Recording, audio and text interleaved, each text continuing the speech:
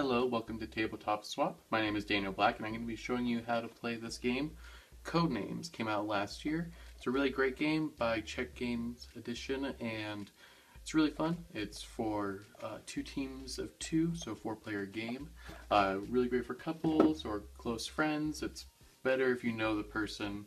It'll work out better that way. So step one is the setup. You need to have all of these cards out. The first set of cards are these word cards. They're pretty simple. They just have lots of different random words: calf, straw, scale, rock, Canada, lots of different things.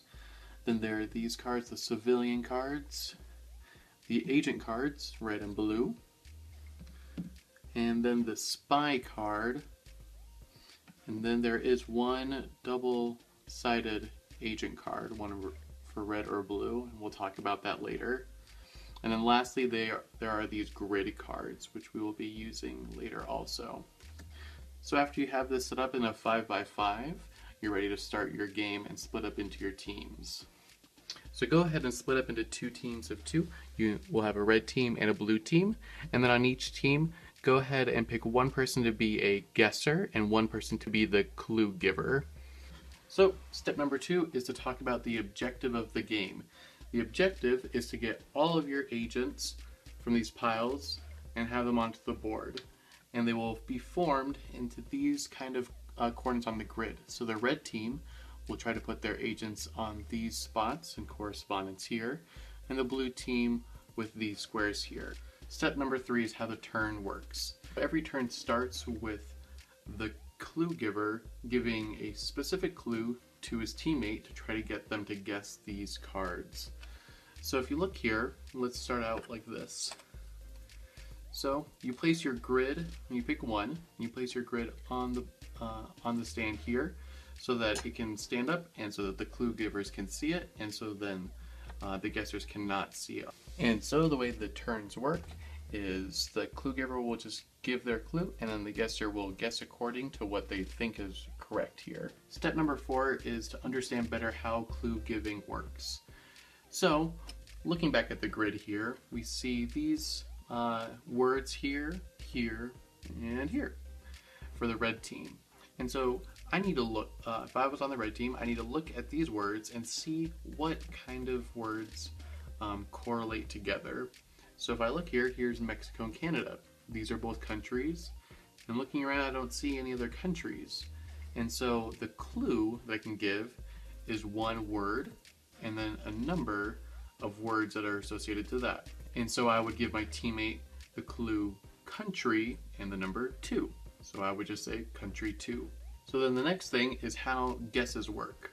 So if I gave the clue country 2, my teammate would then have opportunity to guess which ones I'm thinking of, or which ones we need to get down. And so without saying anything, without any signals or anything like that, they would just take their finger and they would point to what things I'm trying to refer to. And so country 2, well, Mexico seems like one.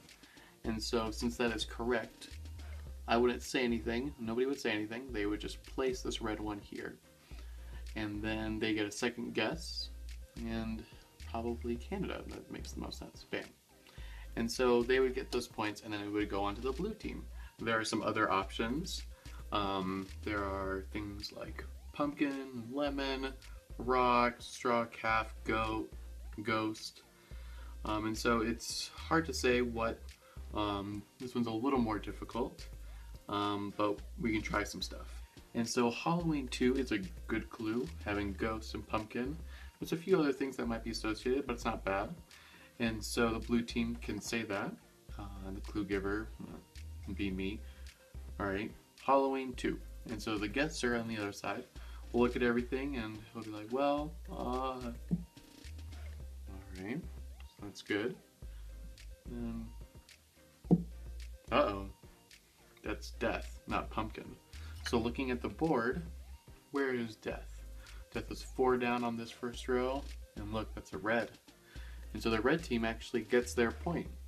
So this actually is something that you need to really be careful of. When you're giving clues, you need to make sure that it's not mixing up into other things, because you could either give the other team points, you could waste your turn on these blank points, or you can land on the X here, the black spot, and get the spy. If a person does pick the spy, then the person that guessed it, their team automatically loses. And so you need to be very careful of when you give clues, that the clues will be associated with your things only and not with other things. So another part with guessing is that if you guess on your turn, for example, if red team goes and they pick forest for the first time, well, a normal citizen will go there and then their turn will end. If you select anything that isn't your color, your turn is over, but if you have any extra guesses that turn, they carry over to the next turn. So if I had said green 2 and my teammate selected this, our turn would be over, and that was one guess. But since I said 2, there's actually there's another guess remaining that will be carried over to the next turn that can be used at any time in the next turn. So the last step is just some extra additional rules and tips. One thing that we didn't look at is the hourglass. There is an hourglass or a minute glass here. I don't like using it very much because it really limits things and it makes things really difficult and you don't get very good clues. It's more fun to be kind of like a chess game where you work hard on finding really good clues that narrow down specifically what you want. The other thing that I forgot to tell you at the beginning is, remember this double-sided agent? If we look here at the grid that you select will have a certain color on the outside. This is red.